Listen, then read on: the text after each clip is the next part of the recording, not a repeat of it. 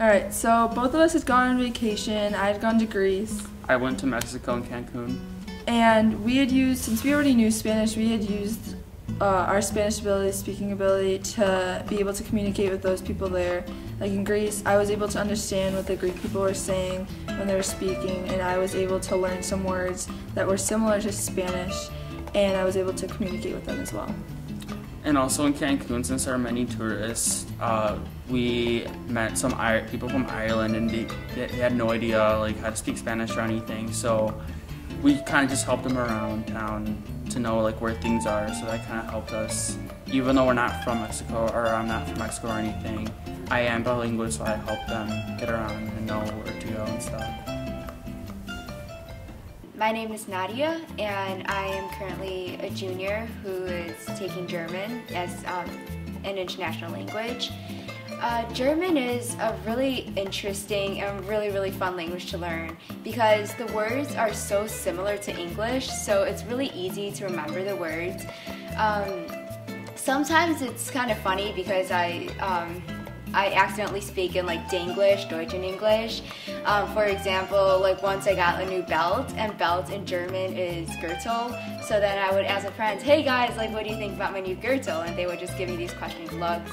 But overall, it's a really interesting language to learn, and I feel really grateful to have an opportunity to take German in Britton Hills High School.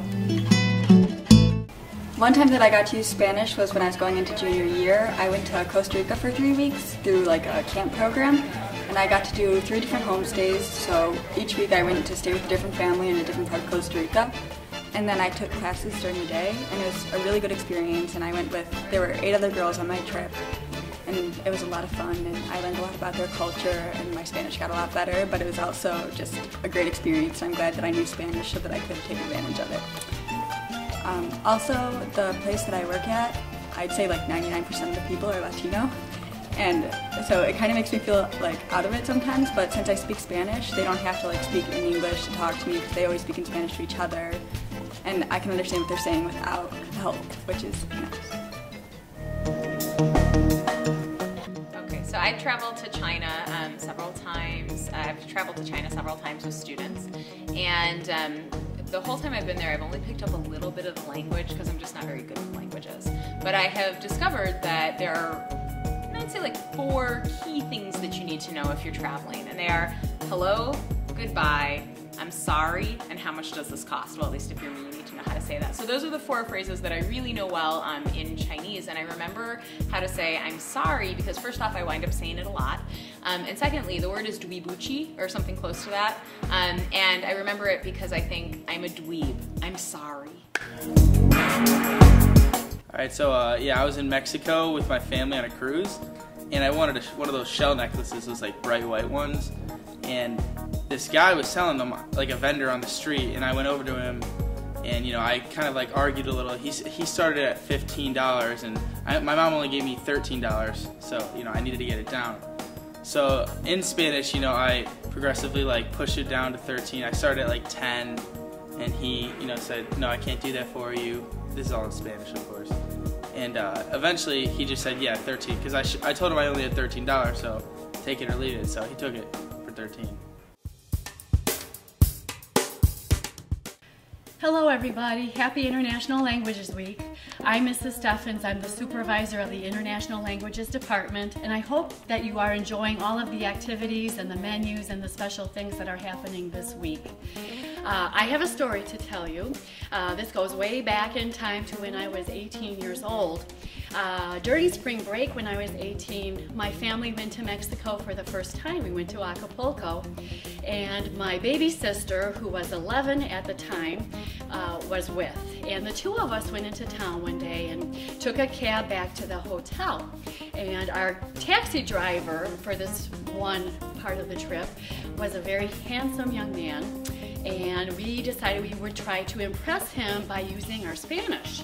And he was very surprised that 2 blondes from the United States could be speaking Spanish to him. So we had a good conversation, and I was 18, I had had Spanish for about 8 years, but my baby sister of 11 had only had a year of Spanish. And so she was making mistakes and she was doing her best, but at one point in the conversation I was getting kind of frustrated, and I was trying to make a good impression on this young man, hoping that perhaps I would get invited out to a disco or a restaurant. And when my sister said one thing that was just so ridiculous and so grammatically incorrect and wrong, I was humiliated, I was embarrassed, and I wanted to express the fact that I really was embarrassed. But for the life of me, I could not remember how to express that. And so I'm thinking, how am I going to communicate this? Well, for those of you who take Spanish, and I know it's the same with some of the other languages, there are often words that look very similar in the two languages, so that if you are stuck on a word, you can sometimes make a Spanish version out of it. We call it a cognate, and still be able to communicate. You can still make yourself understood. So that's what I chose to do. And most of the time that works pretty well, but once in a while you really get stuck. So I wanted to say, I'm so embarrassed. My baby sister is just, how awful it is to try to be flirting with a baby sister around. So I came up with, estoy embarazada. And I wasn't quite sure why the conversation ended so very, very quickly until, in talking with someone else at the hotel who knew Spanish a little bit better than I did, explained to me that what I had told this handsome young man was not that I was embarrassed, but that I was pregnant.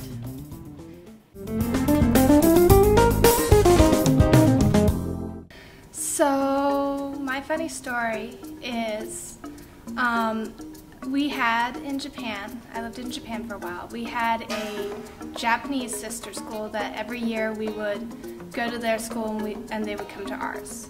So we went to their school and they paired us up with some of the Japanese students. So I was with a girl named Sarah, and we went to their auditorium at their school.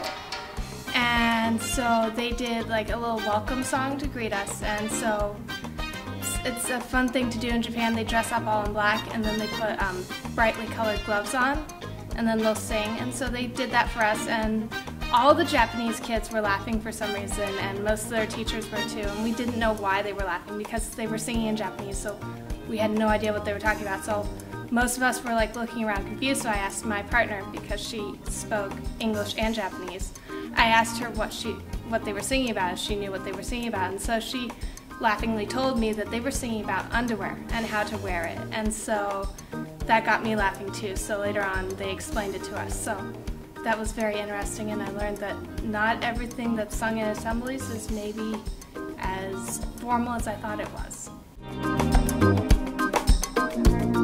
I'm Jack Newberg, I'm a sophomore. One time I went to Chipotle to get food, and I wanted to see if I could order in Spanish. I thought that'd be pretty cool. And when I got up there, I started speaking in Spanish, and the guy just looked at me like he had no idea what I was saying. So I was talking to someone who knew no Spanish, and I looked very foolish. Hi, my name is Frank Listina. I'm the Fine Arts Supervisor, and I also direct the orchestras here at Vernon Hills High School. And we've had a number of opportunities over the last 12, 13 years since I've been here, since the school's been here, to travel with the orchestras and international travel. One that really comes back when talking about communication was our first trip here at Vernon Hills was in 2001, very first year of the school, to China, and we spent 2 weeks in China, our students combined with their students, and we thought it'd be really fun just to prepare and rehearse 2 pieces and then play for an audience. So it was good, and we thought about it, of course, communication with music. We read the same music, it doesn't matter what language, so all notes look the same, so we knew we had that covered. And then when it comes to the instructions, if you will, in music, they're all in Italian. That's pretty universal.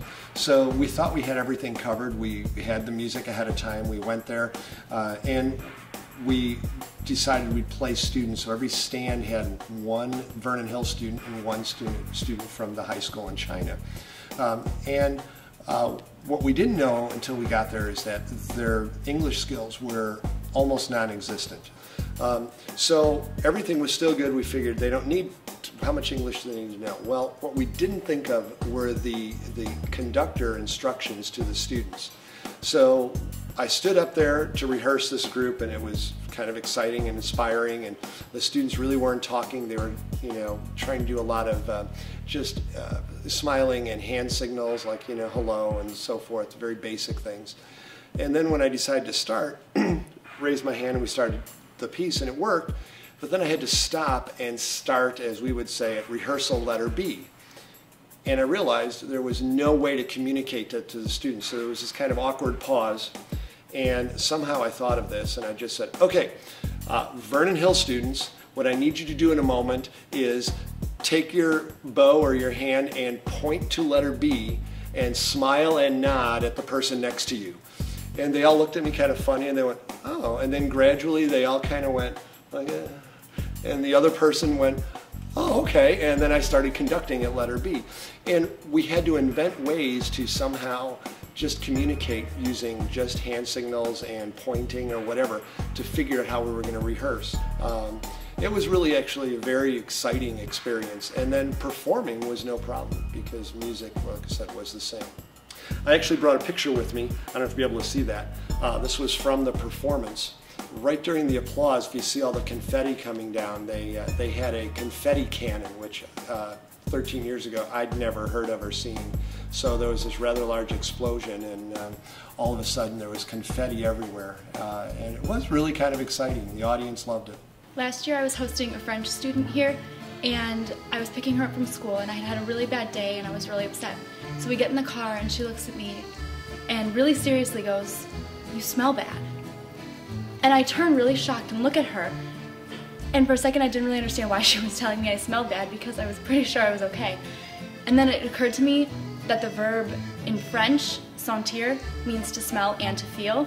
So she meant to question if I felt bad because I'd had a bad day, but she accidentally told me I smelled bad. And so after explaining the story to me, or after I explained to her what had happened, she was mortified and kept assuring me the entire way home that in fact I didn't smell bad and that really she didn't mean to insult me in any way. So there was one time when I was on vacation with my mom and my sister, and we went to a Spanish island, and my mom told me to ask one of the cashiers how much one of the souvenirs was to find out how much to pay. And so I went up to them and I asked, like, ¿cuántos dólares?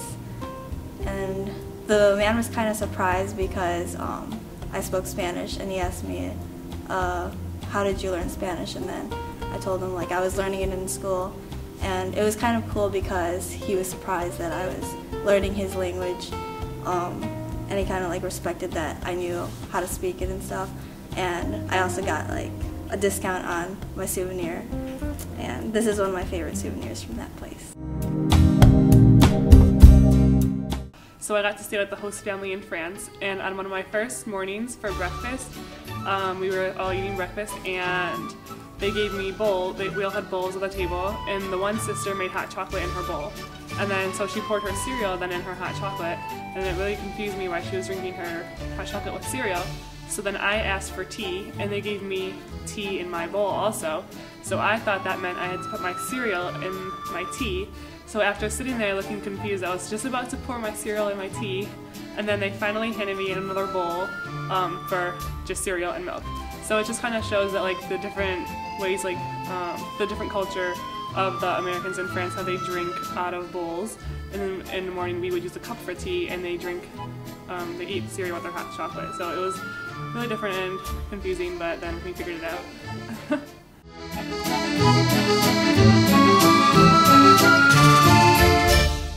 Okay, so I studied abroad in Spain for a semester and lived with a family there.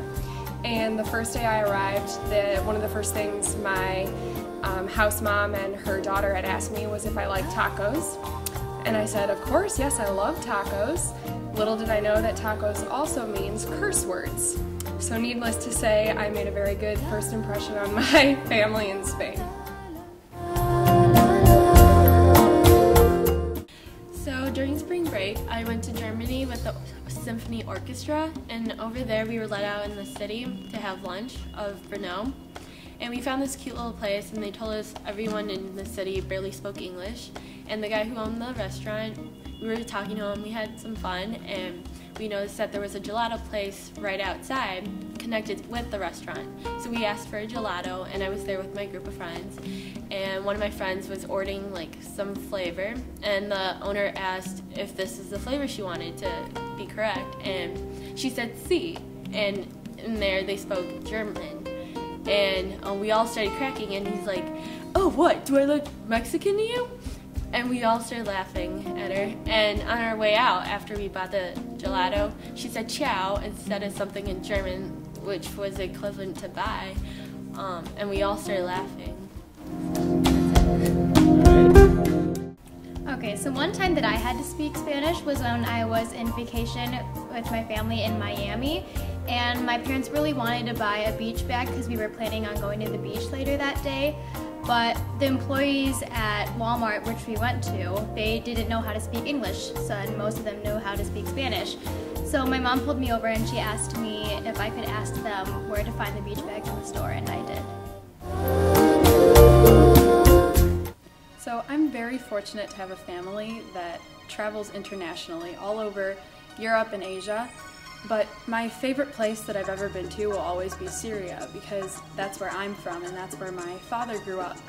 And in Syria there is this amazing place called the Souk al-Hamidiyeh, and it's kind of like a flea market almost, and it's huge. And there's different corridors that are like, one corridor you could go down, it's full of food shops, and one corridor you could go down, it's like handmade crafts like shoes or handmade handbags and stuff like that. And then another corridor will be designer stuff, fake and real, whatever. It's full of stuff. And my story is more about a culture barrier than a language barrier.